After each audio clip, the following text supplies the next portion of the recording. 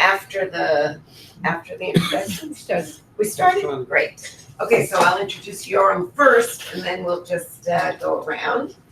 So Yoram Shiftan is professor of civil and environmental engineering at the Technion, the head of the Technion Transportation Research. It's passed by now, but okay. Passed by now? You're going to update me? Who's Yes. the head of it? Who's head of it? Toledo. Okay. Teaches and conducts research and travel behavior with a focus on activity-based modeling in response to policies and emergency situations, and that's updated. Complex relationships between transport, environment, and land use, transport economics, and project evaluation. He's the editor of Transport Policy. It's also passed. It's also passed. And I'm almost gonna let everything is Yoram. passed by now. No. And we're really pleased to have. He did his PhD at MIT, which is passed, but This is also passed, But, yes. Passed, quite passed. what years? What? What years? I graduated in 1991. Okay. So now let's just go around. I'm Deborah Shmueli. I'm from the Department of Geography and Environmental Studies. And head of the center. And let's go. I am Wafa Elias, associate professor. Yoram was my advisor, the PhD, and I am the head of the Department of Civil Engineering in the SCE, College of Engineering, Sam Shamoun. And I am also teaching Teaching at the Technion. at the Technion. And I am working a lot in safety and travel behavior, and also a little bit security. Very similar to Yoram. Good mentor. Hi, Sabina. I'm kind of a cuckoo's egg today. I'm Sabine van Leering. I am director of the Center for German and European Studies at Brandeis University, working on the German and European climate movement. That's my area, and I am visiting the Center for German and European Studies here at Haifa. How long ago? Just a few days. Okay. I am Moti. First of all, I would like to apologize for being late. I'm Moti from the Department of Geography and Environmental Study. I'm a lecturer over there, interested in natural disasters, mainly natural disasters that occurred in the past. And I also work with GIS programs, GIS software. And basically, that's it. David Katz, also from the university, from the Department of Geography and Environmental Studies here. Most of my work is on natural resource management, especially water management, but I do a little bit on transportation and the effect of green taxation on cars and car use. And I have a master's student who has been in contact with you, Yara. Master in? A master's student who's actually at Tel Aviv. I'm on a committee at Yara, who's been in contact with you a couple of times. Looking at the effect of these hatavot that they give for workers for the government. Hello, my name is Eran Roveli. I'm a system engineer working as a researcher with Yoram and the Technion, and experting in the domain of complex system engineering, which is quite required in order to build something that would be useful in emergency events. So, hello, my name is Daniel. I'm originally from Germany, and I'm here for 2 months, and have kind of strange connection to the Minerva Center, but I'm actually working with Deborah together in the Geographic Committee, and I'm doing an internship there. Yeah. I'm Doron Kliger from University of Haifa Department of Economics. My special interest involves here with behavioral economics. Rare events is part of decision making, which is kind of really interesting and deviates between rationality and irrational decisions. So that's the connection. In addition, I'm also a researcher in finance issues. Hi, I'm Eran Beit Alachmi. I'm the administrative coordinator here in the center. And I'm Michal Bengal. I'm the academic coordinator of both centers, the Emergency Center and the Minerva Center. Eran is also on both centers. Yoram. Okay, thanks. So Deborah already introduced me. I'll do a little bit more Great. if you want. I mean, because the way I. No, 1 second. I have to come up here. It will show up. 1 second. Okay.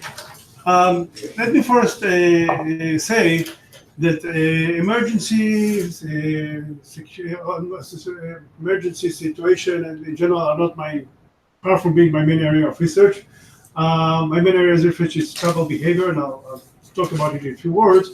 But I did some work on emergency situation which related to travel behavior, and more is really supervising and guiding activities. What I'm presenting is really I present some of my work in general, which is related, and then from this is relevant to emergency. And the work I'm presenting is a collection of work of Thomas Shabi, was my PhD, I did on travel behavior in war situation. Rafael Elias is sitting here, and Gil Albert, who is not here. We did some work on travel behavior on buses at the time there was a terror attacks on buses, how this affect behavior on travel. And Eran Roveni, who we did various work, recently submitted a proposal on the whole emergency management situation, which include behavioral issue for a new research proposal. So I present some of what we suggested there. Let me a few more, and my slides are mixed in Hebrew and English, whatever they were in origin. So I didn't invest time in converting it to one language. I started actually putting this in Hebrew once I had English, and then anyway. So my main research area is really travel behavior. That's my main research, and I was also on top of various things. I said I was also the chair of the International Association of Travel Behavior Research. So we have such academic research association. It's not a very big one. We have something like 300 members worldwide, but we have our own niche in the seats. I'm really interested in how behavior is impacted by transport policy, so how various policy affect behavior, and how in turn the policy should account for the behavior. I mean, the basic example, if we do congestion pricing, so we want people to shift to public transport, but if they decide not to come or go somewhere else, it's a negative impact. So we really have to understand people's response to policy in order to make good policies. And then the third corner of the triangle is basically what I call transport project evaluation or decision making in transportation.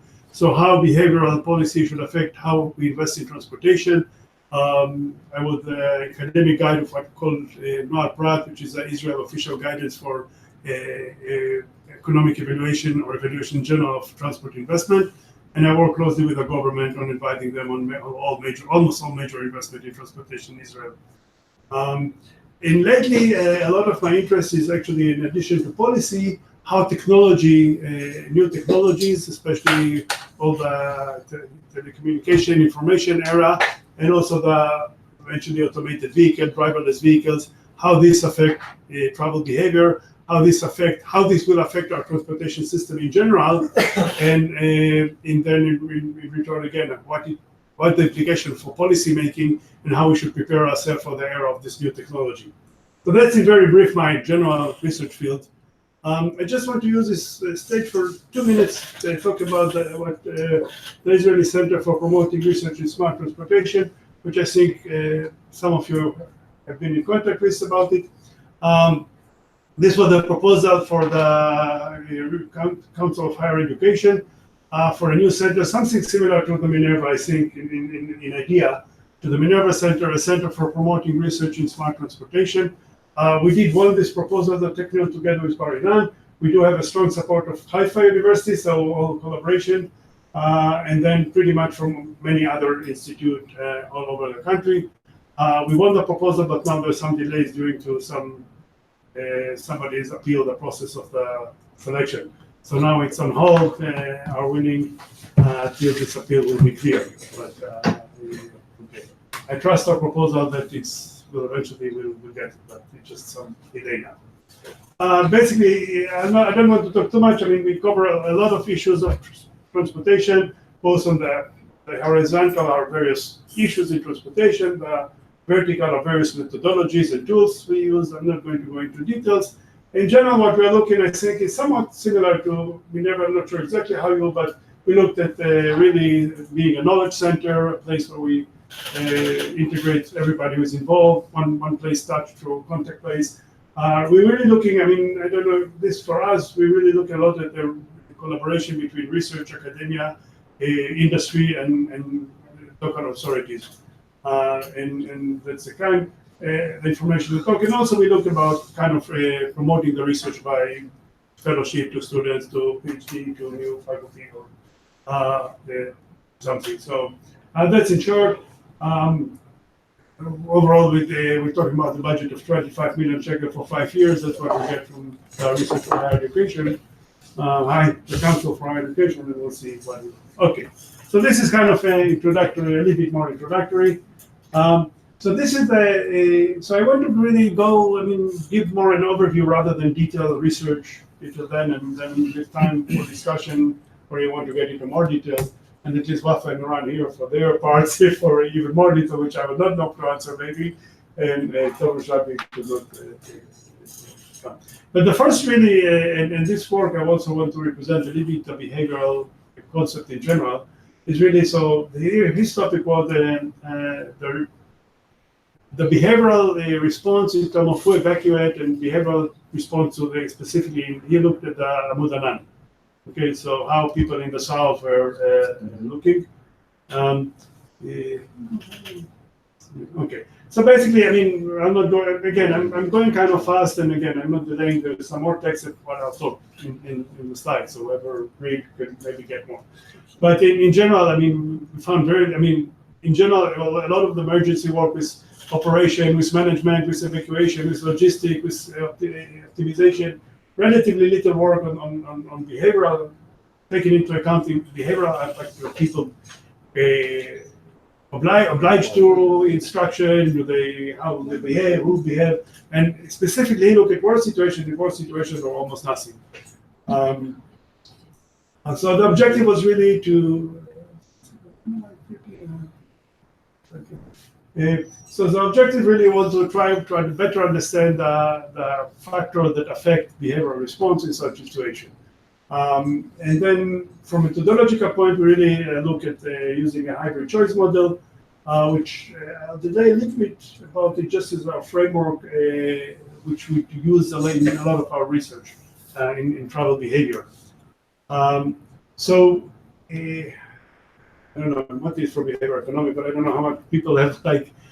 Basically, our main tool are like a lot of what I'm using is what we call discrete choice models, where models which try to explain how people make decisions, but unlike a regression or like continuous variable, it's really focused mostly on discrete choice, whether you stay home or you evacuate. I mean, it's not like how much so it's like where the choices are cannot be quantified. Our simple model, I mean, the very simple model in this is called logic, but it's just one of a family of more and more complex model.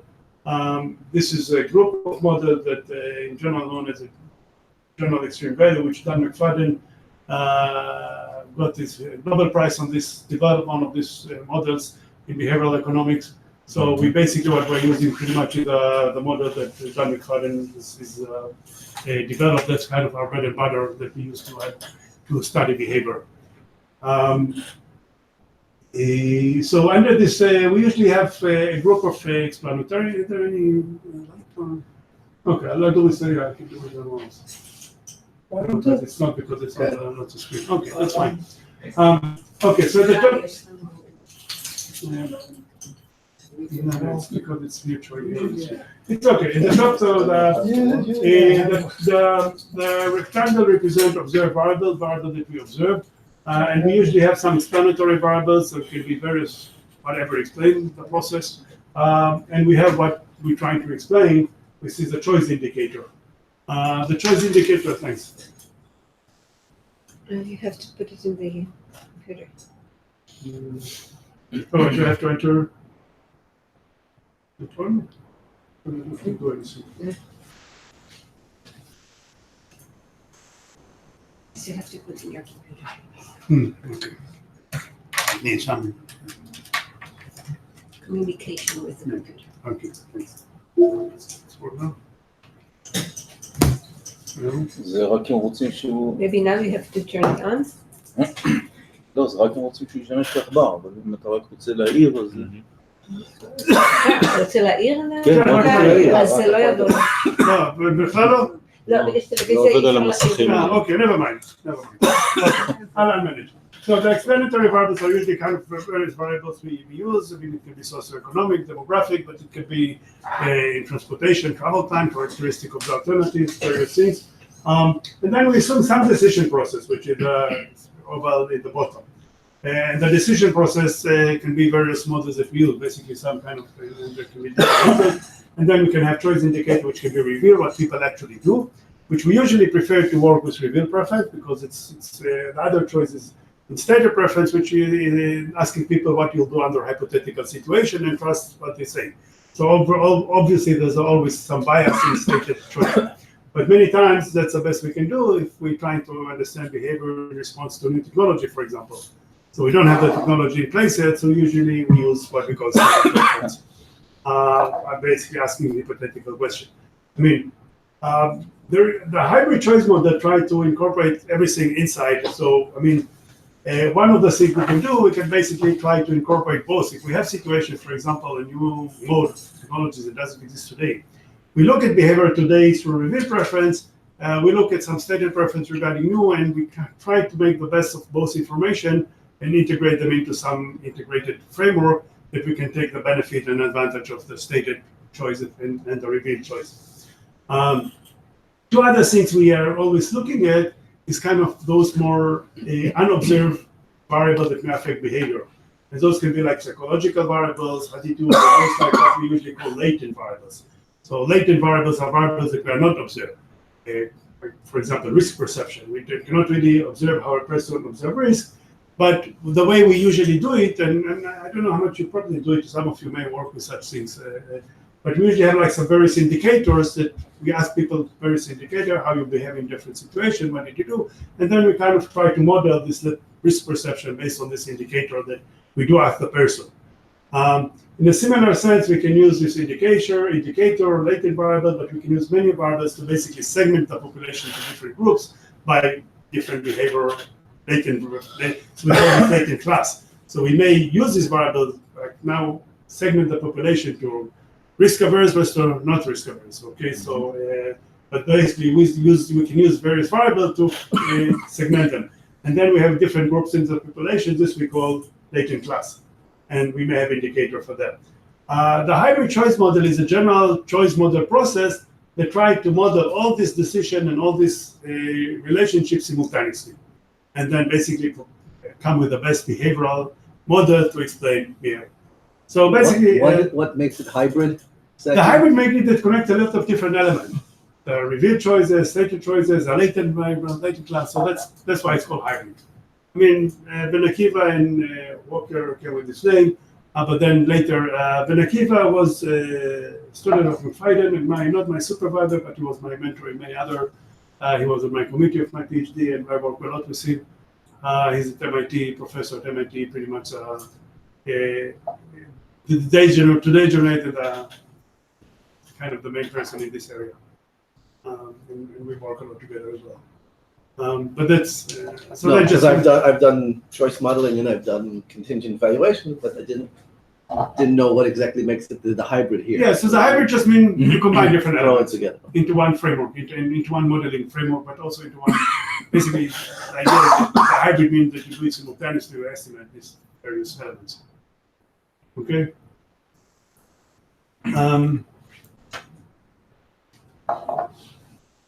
Okay, so then he did pretty much a literature review.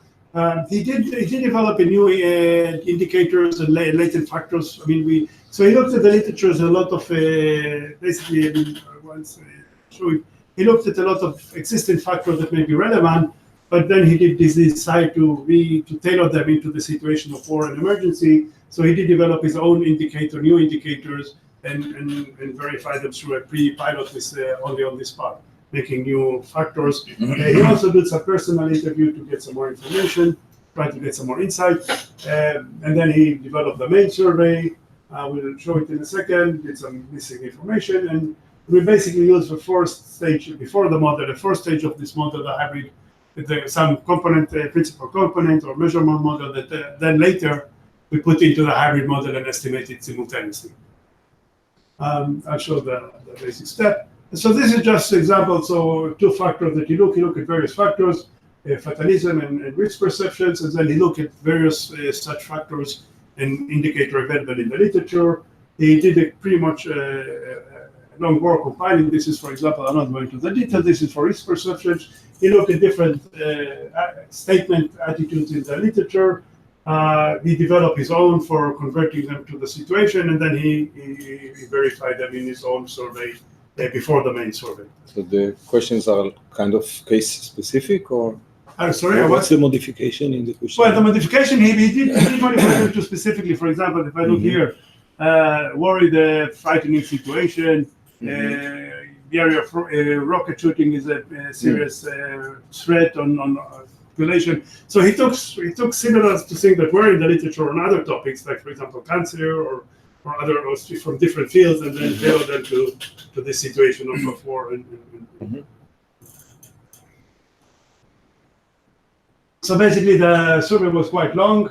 It included those indicators that eventually came up after this pilot and building the factors. The various dependent variables, ask people how you behave. Did you change? Did you evacuate? Did you change mode of travel? Did you change travel patterns, other travel patterns? So various questions about the actual behavior revealed preference. So that's what did you do during Ramadan? It was about a year or two after. And then you had a lot of questions about various other explanatory variables, socioeconomic, some general attitude and things. Eventually, he managed to collect 408 completed survey. Basically, he did a manual. He spent 2-3 months in the south trying to collect the data, going to various places to get help of various villages or cities, whatever, etc. And then he did some personal interview that kind of just he did the personal interview during the pilot when he did the pilot, so that's helped him also to kind of finalize the main survey. So he tried to get some understanding of people behaviors through informal interviews and not any formal process or focus group or things. So you see here some examples also in Hebrew for. Some of these are like aftershocks, like reaction change of behavior of people due to the trauma. Yeah, because he asked it after, yes. Yeah. That's true. Yeah. So it may be, yeah. So this is the specific model he eventually used. So again, so on the left we see the various variables. So the green one are socioeconomic, demographic mostly, and above we have some environmental variable, whether there's a protection, whether there's kipat barzel nearby, etc. Then you have the attitude and perception, which are on the top, which are questions which were not factored, not latent, but were directly asked about some things. And then like what? I just can't read it. Can you give an example of what these? Yeah, on the top. So here I like curiosity about looking, see what happened in the area.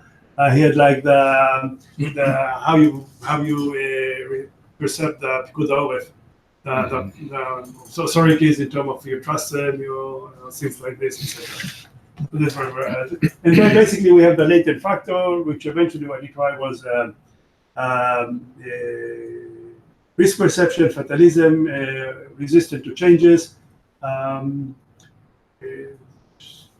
risk perception and risk aversion, and fatalism and trust in authorities, and basically willing to keep a routine lifestyle.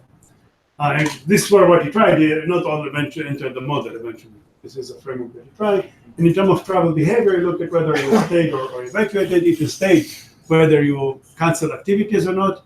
And if you didn't cancel them, or if did you change destination? Some people have changed where they travel to and trying to travel, say more. Who is the decision maker? In The decision family? maker are the individuals who live, people who lived in the area. Yeah, but I Like mean, a who makes household the level? decision to evacuate or not? Is it the household? Okay, he approached individuals. He approached individuals as Maybe representatives. these are the for- children. for No, I mean, household. who really Well, makes he the looked- decision? Did he Okay, look so at he this? asked individuals, adult individuals, Yes. and presence of children was explanatory variables. Do you have Okay. children? Okay, he didn't. Okay. Okay, so that's definitely His behavior. it was a strong variable. Yeah. We'll see it in the results. Okay. Okay, I'll skip this is for example for three of the factors. I'll skip it. So this is a basic model: evacuate, not evacuate, stay. If you stay, stop activities or continue activities, normal activities. If you continue to change destination. This is one of the portion of the model that we estimate simultaneously. For example, how risk perception affect whether you evacuate or not. So the idea is just showing how this model. This is not the whole model, but it's showing a partial of the model where you estimate simultaneously the factor of risk perception based on the indicator on the top left. This is a measurement model that but you estimate it together with a choice model whether you evacuate or not. And the choice model is affected by all variables, including the latent factor and all other variables. Okay? And L, that's just nested logit? Yes, and that is necessary to do. I'm trying to stay. This is some of the variables in this specific model. So, for example, if you have high risk perception, you're more evacuating. If you are let's change that. Before geographic, yeah, then it said you're less, which I think it actually was not. I think it was the other way. I think because we have. Then obviously, if you own your property, for example, you'll less. But we look at all the results together in a second, okay? There's also a decision, pre-decision where to live, which could be correlated. If you're not afraid, then that's true. Go. So yes, but we didn't investigate this. But you may get a different sign. In our case, all the population live in this area, so they all made the decision to live in this area. But proximity is within this area, probably. Yeah, right? our proximity. Yeah, that's true. I'll come back to this table when we show a little bit more everything. Okay. But this is not the final model, by the way. This is just a partial estimation. I just want to show. This is basically the whole model. So basically, eventually, we had like this three main factor, which remained risk perception, risk averse, and life routine, keeping life routine. And this is kind of, let's see it in the table. That's showing kind of the main result of the model, not everything. So high risk perception, you'll more evacuate, you'll more change your behavior in the risk perception. Risk averse, again, the same effect. If you ever think still, if you kind of be on okay to stay routine, so obviously you'll less change, okay? You'll not evacuate, you'll not change your behavior. Here the geography presence is positive, I think. Yeah. So the closer you are to the. Sorry, I can't read. What are the numbers? Okay, the number. I can't see. The number is basically the okay. Yeah, the number the coefficient which explain the behavior. So, for example, if I look at the risk perception, I have a number of 0.592. Yes. Which means that the more first, but let's not look at the specific number, but mostly it's a sign of it. If it's positive, it means the more risk perception you have, the more likely you are at what is the decision at the top, which is evacuate. Okay, that's the meaning. The number of parentheses is just a significance. So whether as long as it's less than 0.05, we consider it significant. Okay, so this it means the parameter is significantly different from 0. It does have a real effect. That's what it means. Okay. Okay. Thank you. So I don't know if to go over if you're interested in the specific, but basically, gender, men are less likely to evacuate. Older people are less likely to evacuate. Small children are significantly make it more likely to evacuate. If you're that's employment model, like whether the way it's work, whether you're independent, you're less likely to evacuate to have your own business. But that's actually this is not independent occupation. It's like and then there's animals are, Pets. pets, yeah. Usually, Pets, so then you don't really change activity, maybe part of the activity. Obviously, if you are curiosity, you're less evacuate. That you could have the trust in the authorities, so you more listen to them, and then whether you are, but how many years you lived in the place, so if you are established there, you're less likely to leave. And willingness to pay some kind of a variable represent willingness to pay for safety, security, and things, so you're more likely to evacuate. So that's just some Willingness to pay was Sorry? just a stated preference. What is the willingness to pay?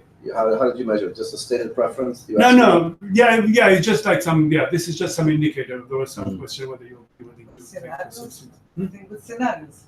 Yeah, but it was more a direct play. It was more a direct question rather than like really making a choice. Okay. I actually did really like this variable too much. So the way he constructed it, but so I don't. usually the decision will be like a family decision, right? I mean, Yes. So what he did. so what gender here? Okay. So yeah, well, but no, there were many situations where the family split. Really? Yeah, Okay. Yeah. and the men will stay, and so and So these are like two units of observation, the husband and wife, or yeah. So I mean, frankly, I don't remember exactly how he treated it, but he basically, but the way he, I don't remember now exactly how he defined it. Frankly. But if the It's pet, individual. No, he definitely the interviewer the questionnaire the questionnaire was for individual, not for Sure, the family. yeah. Not, but it's kind of arbitrary. What? Okay. What? This is an emergency situation. Yes. You can't plan. No, but it's emergency, which is not like a fire, which like you have to make a decision on the spot. Sure. It's like you decide whether to evacuate or not. Yes. That's I mean, well, for some people it's considered emergency. Some, I mean, whether it started immediately leave, or some people it's just, I mean, it took a while.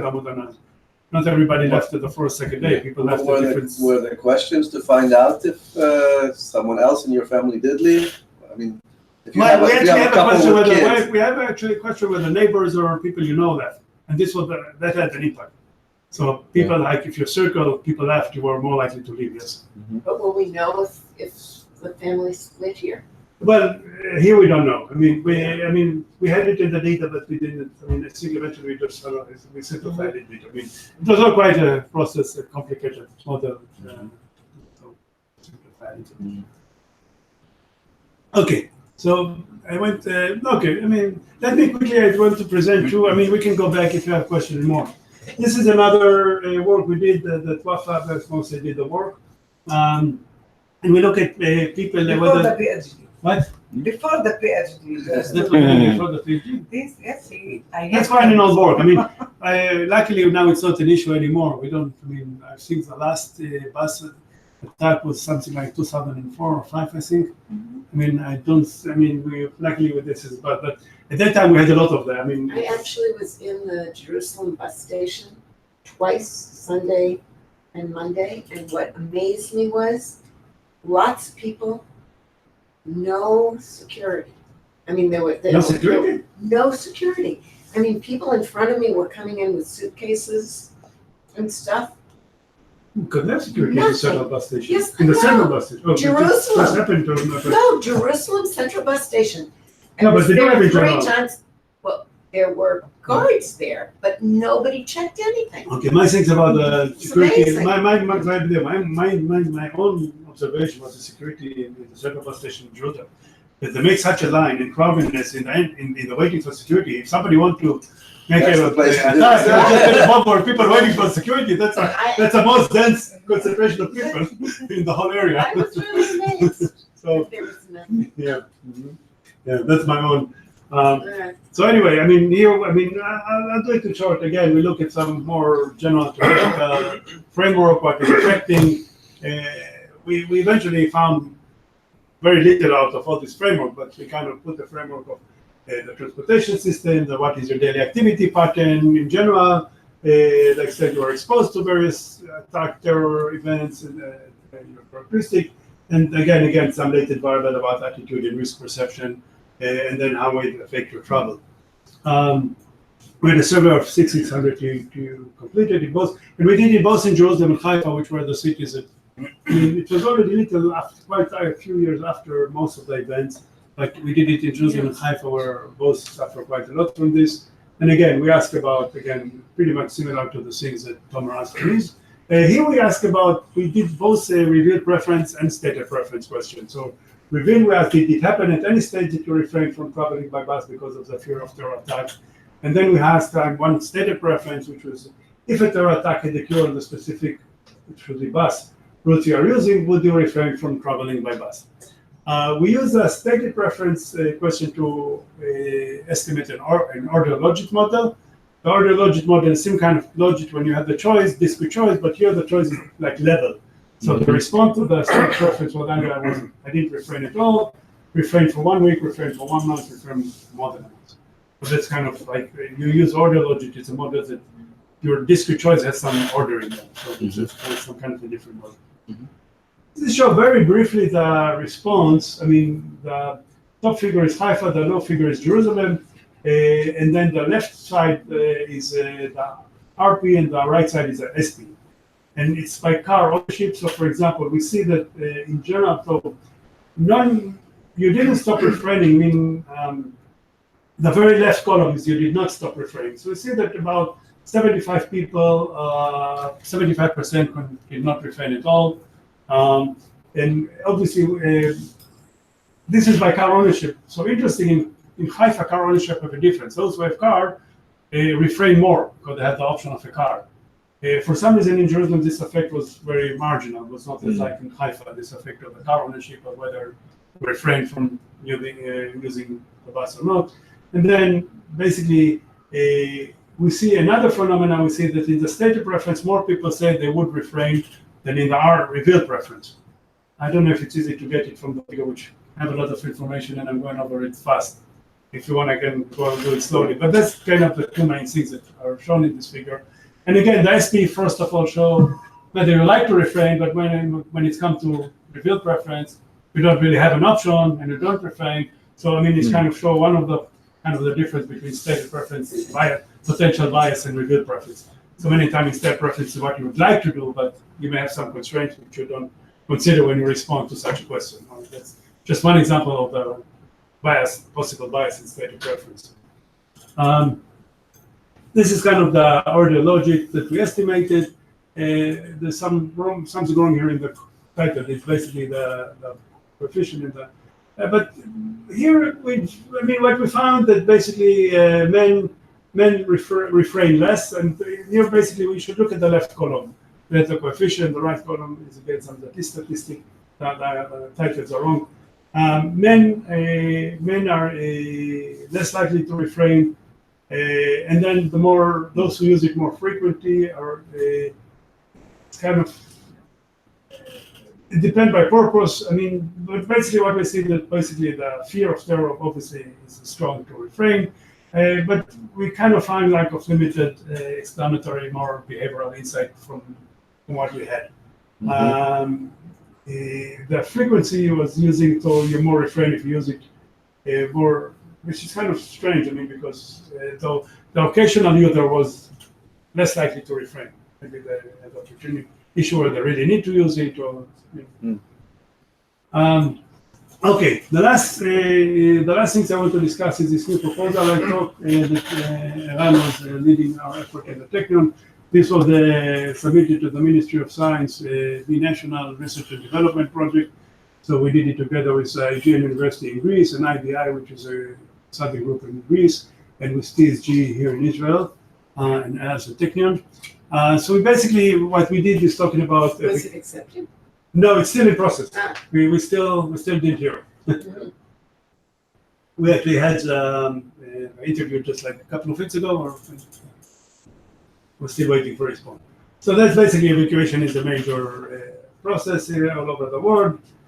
Transportation is a critical thing in all evacuation, both for evacuation, but both for delivering help and assistance and equipment. But what I want to focus here, I mean, so basically here the proposal is for a whole evacuation management system. So I want to focus more on that the behavioral element. So one of the elements which is really, so the industry and bringing mostly the management and the operation and the architecture of the system, and Iran is also working on these issues. The Aegean University, a colleague of mine and mine, we're working more on the behavioral perspective and mostly on the population. So really what we're looking at the right column in terms of the need, really to understand who the population, where they are, what their behavior, what their kind of potential to evacuate, not evacuate, etc. And I'll show it a little bit more. So really the overall the objective was really to have a planning, operation, control system that really manage the situation in terror, in case of evacuation need, fire, but any other disaster, and basically by taking into account really the population behavior and having good knowledge about the behavior. I'll skip this, which kind of shows the overall system. If we want, I mean, I can show it later again, and this is the architecture. I'll skip this as well, of the system. I want to focus on what we did for the population. So basically on the population, we propose to do what we call a synthetic population. Synthetic population is an effort which we use a lot with travel demand models. So when we do our models for understanding that travel patterns, we have data about some individual, a lot of data from like a travel habit survey, which may be very detailed information about a limited number of responded, and that's including a travel diary and everything about the person. We recently completed such a survey in Tel Aviv, for example, for 13,000 households, but not really the technical, that's for the Tel Aviv travel demand model. The agency who is in charge of transportation planning in Tel Aviv did it. By the way, this is a very good database for whoever wants to do some research. This database is available. I mean, it's not easy to work with, but it is available for researchers. It's basically 24 hours detailed travel diary with GPS for 30,000 households. So it's like 30. Is there information on the type? I'm just for my own personal reference. Is there information on the type of vehicle used? Yes. Oh well. No, I don't know. I think we didn't have it yet. Like mostly like in terms of energy, in terms of fuel. Yeah, I think I don't remember now if we had. We had the model number. I think not yet. I mean, so the survey started. I mean, we now completed the analysis of the data and the data. So this process was like few years. And I mean, probably I mean, there was a lot of. I don't remember now. I need to check. There may be like hybrid or not, but I think it was still. I think at that time the hybrid was still pretty low, and we didn't ask it. I mean, really. I mean, talking a few years back. I mean, we still have a low perception of hybrid. And we didn't have really anything else practically in Israel. So I think we did not. I mean, but we may ask the engine volume or something, would like to have a sense of, I mean, I need to check. I don't remember. So basically the synthetic population is kind of a model that take this sample and then various more macro data from the census and other data on gender distribution, age distribution, income distribution, more like marginal, and try to create basically models that use a matrix proportional fitting that try to create a population, a synthetic population, like representative sample families of the whole city. So it's not actual, no family is actually a real family in the city, but it actually, if Tel Aviv has a 4 million metro area population, our synthetic population for the Tel Aviv metropolitan area includes detail on 4 million households. Okay. Then we do a segmentation of it. So we try to segment the population. In this case, we propose to segment it again by kinds of risk perception, evacuation things. But then we have a model that again we can segment the population by process of cluster analysis or things like this to some segments. Then we look at data of the region. I mean, basically have various data of where the emergency happening and what things. And then we have a model of the population activity. And that's basically we use that travel demand model. So the travel demand model basically tells us where people travel, where they are at different time of day. It's not very detailed, but in general we know now they are at work and where is the workplace. Now they do other activity, what the probability were. So we may have some information from the model, pre-information of how many people are likely to be there, which people are likely to be there.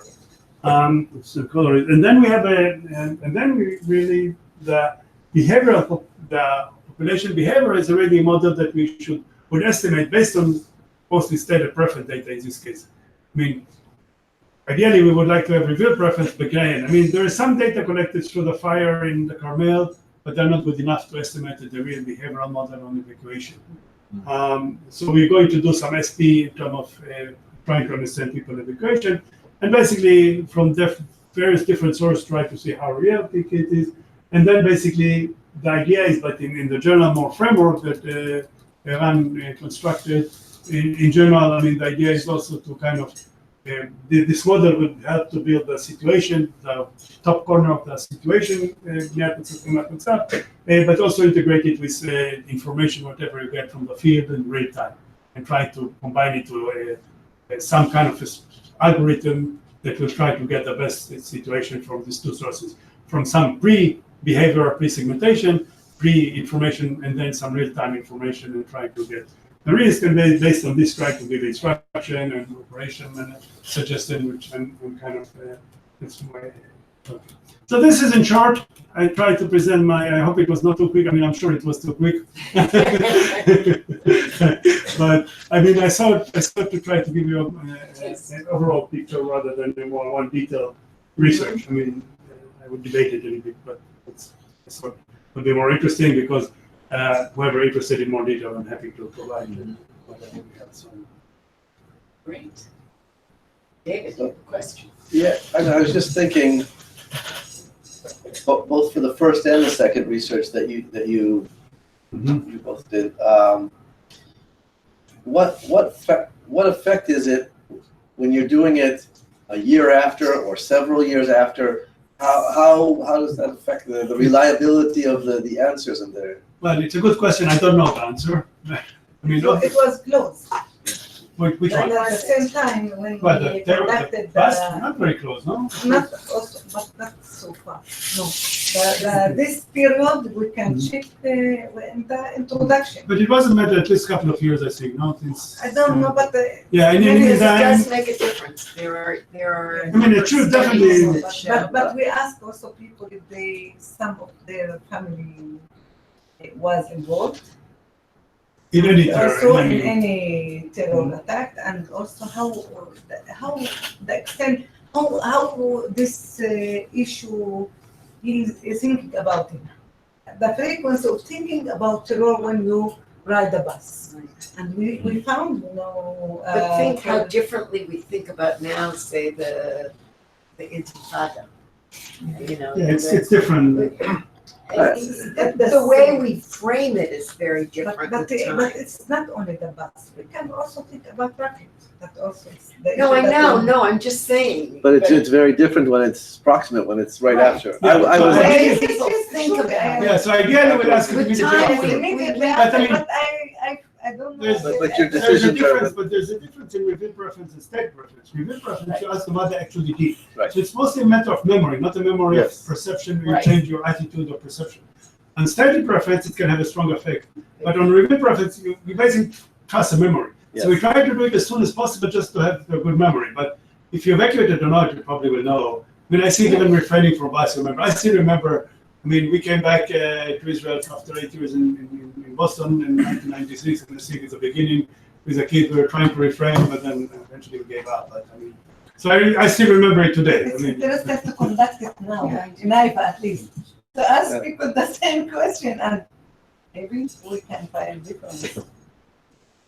Again, not about whether or not they evacuated, but about the reason, you know, the perception. perception, The risk That I perception, think their there are a intentions. lot Yes, of it is, articles that yes. show that there's a real difference in terms Also, of. we try It makes sense. to make a comparison, to compare between road accidents, you know. Oh, you're right. It was very interesting to see. in this the paper. We did it in this differences. paper as well. But In this way, Yeah. no, this paper also, we try to ask people the difference between road accidents and terror attacks. The frequency and the number of people that are killed in road accidents.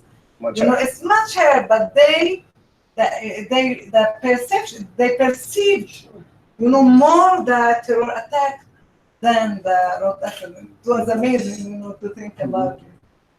Yeah, that's an interesting phenomenon, which I think, so I'm not a, let me just say, I'm not a behavior economic in my background or psychology. My tools are really more econometrics, which is kind of statistic economics. But I do collaborate with some behavioral economics in various of my research for the theories, and then we test them in different fields. But I think what's happening here, on the accident, you have a feeling that you have control. So you have control, so it will not happen to me. We always have, like, whenever we have this safety conference and workshop, we always have this question. People ask, who think he's drive more than the average of the his safety driving is more than the average? And usually, like, people who raise their hand is like 80-90%. So you think it will not happen to you, so you're less fear of it, right? The terror is like something you don't have control, and it's make more fear. Even so, as Rafa said, significantly more people are hurt by car accidents than by terror, even by terror and war together in Israel. I was wondering, what is the reflection of your models into? Oh, sorry. I was wondering, what is the reflection of these models about natural disasters? Let's say, hypothetically, that we have a miraculous way of predicting earthquakes. Let's say that we can alert an earthquake occurrence within a few days. So I was wondering how many people of Tiberias, let's say, will evacuate eventually when they hear such an alert. Well, I was wondering if there's some kind of. But that's kind of the kind of things we're trying to model. That's kind of the kind of things we try to be able to model in advance. So you can better prepare for evacuation, for example. If you know how many people are going to evacuate, you can better prepare alternative transportation routes, prepare buses to be ready. A lot of the problem, what was it in New Orleans? One of the major issues was the transportation evacuation. That was the major issue there. But Katrina, like the eruption of volcanoes, are natural disasters which we already, know or witness or hear about. Katrina is coming, and the volcano in Kilauea in Hawaii is about to erupt. Earthquakes is something that you don't know the exact. Well, what do you mean? Well, no, I'm not trying to say that. Let's say this. Katrina, you had some warning. Obviously, hypothetically. Yeah. Let's say the government or some kind of government institutions have the authority to alert about the occurrence of earthquakes within, let's say, a few days. Mm-hmm. So but they say hurricane warnings. So it's they very say, similar. yeah, but we know about the hurricane is coming. Hurricanes you see a few days You before. see a few days before. We have radars, Right, no, but you're saying we have forecasts. the same kind of warning systems for earthquakes that we already have for hurricanes, tornadoes, etc. Is that what you're saying? More or less. I'm just saying that if let's say we alert now that an earthquake will occur in about 4 days from now in Tiberias, and all the residents of Tiberias are about to evacuate, about 45 or 50,000 people. I don't know the answers, of course. I was wondering how many of them will evacuate on the first time, and how many will evacuate on the second time after the first time was false, and on the third time and the fourth time. And there's not a lot of work on it, but that's what we are trying to. This is exactly what we are trying to understand. I don't know the answer. Part of those researchers, we try to have better understanding of it and try to estimate it. I think the more experience, the more I think you have reliable results. I think now you can ask people inhabitants in Tzfat, because Tzfat many years it's not so long time. It's if they announce about earthquake, and I know because my husband worked there, and many people left, and maybe you can ask people now what people thought in But it's a matter of probability. how much are we sure about the occurrence of the coming natural disaster? If we're sure about 10%, we will not evacuate a city of 45 or even a village of It's also 2,000 depend people. on my characteristics. We are different. The risk perception and the fear of us is different. It's very difficult to behave the same because we are not the same. So also this okay, but also our characteristics really affect our behavior. In the eruption of do I have a little bit of Yeah. in the eruptions of Mount St. Helens in Washington, yeah, thank you. In Washington, about 30 years ago, there were alerts. There was a seismograph that alerted the population that something is about to happen. The mountain itself just blowed 2 days ago, which implied that it's going to erupt. And even though there were about, I don't know about the exact number of people, but there were people that refused to evacuate, and they perished within this disaster. So I always thinking in my mind, what was the reason for them to stay? So some of the things we're trying to understand exactly what was there. So for example, if you look at Tomer research about the Mudanan. So you see, for example, people who own their place rather than not owning, they are more likely to stay because they care about their place more.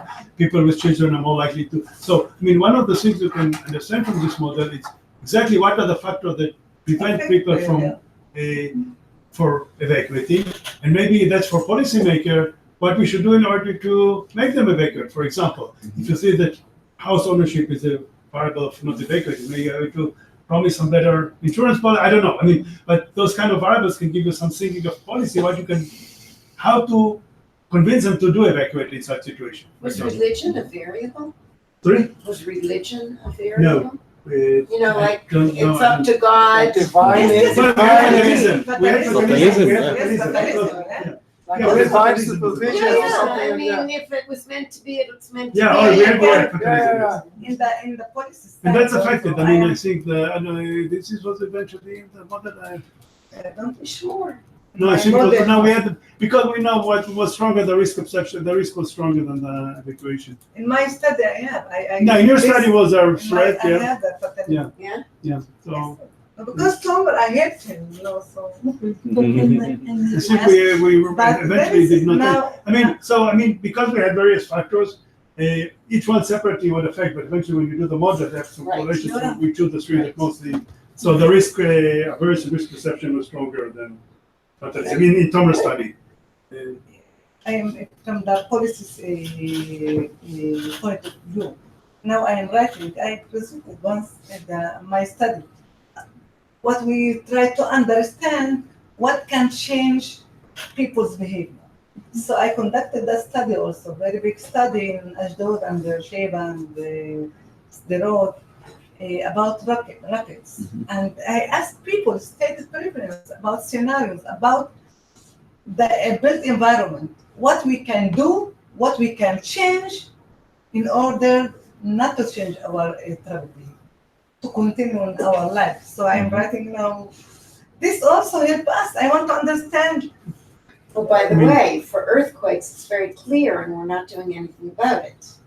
It's not evacuation; it's mitigation beforehand and retrofitting of Exactly. buildings. So if the policy was really, then you wouldn't have to worry about evacuation. But given that it's not the policy, you know, that the money isn't there, basically, even a city like Haifa is 80% destroyed. Look at the last conclusion and the last bullet here. For example, we found it interesting that whether you have a protected area very close to your place, or whether you have to fight Brazil, it did not affect the decision to evacuate or not. Really? Yeah. So I mean, for example, but I mean, this is kind of things we study. I mean, if we would study that it would be strong, I mean, Do you have any supposition for why that would be? I can guess. Why? No. Whenever you see Kipat Barzel, the feels of urgency and emergency actually is elevated. Oh, so it makes you feel like there is a threat. It's So- emphasized the threat. Interesting. And bomb shelter? I mean, that's kind of They were- normal. yeah. So those were These are together. joint, I guess, but Were I they, don't know. were they, I mean, Were they we find it strange. I mean, jointly I found it strange because when we had the Lebanon war, when we had rockets on Haifa, Mhm. one of the reasons we did decide to evacuate because we didn't have any shelter in our house, and not even we had to. Yeah. It would take us 4 minutes to get to a shelter. Oh, I mean, that's the main reason, but there are there are other channels that actually generate the reverse. The So other thing, you can, yeah, but the other things may be here that just came not significant because almost everybody had a shelter or something. So it just So was it not was a significant. small sample. That's maybe But in my the. study, I found Patriot many, missiles many, were- many changes in the built environment. Yes, yes. It's improved. But I mean, in the US, in recent months, when there were all these extreme weather events, Mhm. there were so many cases where families were told to evacuate and they didn't. Mhm. And the main reason, I think, was that they were afraid that they would lose more yes. by leaving Yes. their home in terms of and looting? exposing it to looting and Mhm. to whatever. They felt that they could Mainly- protect their mainly home looting, by staying yes. there. Yeah. And they also didn't trust the authorities. They feel more afraid in a Mhm. public shelter where they feel out of control. They don't understand how things work. They don't know where what is. They feel Did- more did you safe. ask And anything that's about- just a comment. And you saw in his study, trust of authority was significant. So we Yeah. could have trust more likely. Yeah. And Did also you- ownership. Did you look? House ownership. So was in this the case, it direction. was going to shelters, and in the inner city, these shelters are scary places, I guess. Yeah. But in Israel, when people evacuate, they're mostly going to friends, to relatives. Did you ask any question about, I think where we did did, you yes. have where to Yes, go? I think we had this question. Where did they go to? Both geographically and in terms of relationship. I think we had, but we didn't use it. I mean, this data set has a lot of things which we didn't use, by the way. I mean, if someone is interested to could do more research with them, I'm happy to.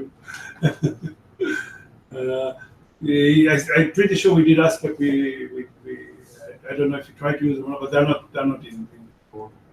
By the way, it's not just in the States. They had a fire here last week in Kibbutz Harel, and they evacuated because of asbestos, and people came in and looted the houses already. So it's justified. Yeah. Exactly, Justified, exactly. Yeah. In Mavo Modi'in, which Yeah. where the previous fire occurred, there was all around the village police Right. just to avoid or Yes. to prevent looting. Right. Yeah. But I'm Exactly. thinking of the people in Mounts and Towns. Exactly. So one of them was saying that he didn't agree to evacuate because of his cats. He had cats. Yeah. He said, what Even though here That that came in- out negative. In What are you doing Katrina, in Katrina, that was often the case. They didn't know what to do with their cats. There's actually a novel written, in the eyes of a dog who was In the abandoned in Katrina. It's really interesting. But Doron, during the first Gulf War, there were Patriot missiles like in Neve Sha'anan and things like that in order to, and friends who lived near there, they were so loud that they moved away. These protection because it was frightening. So, not even.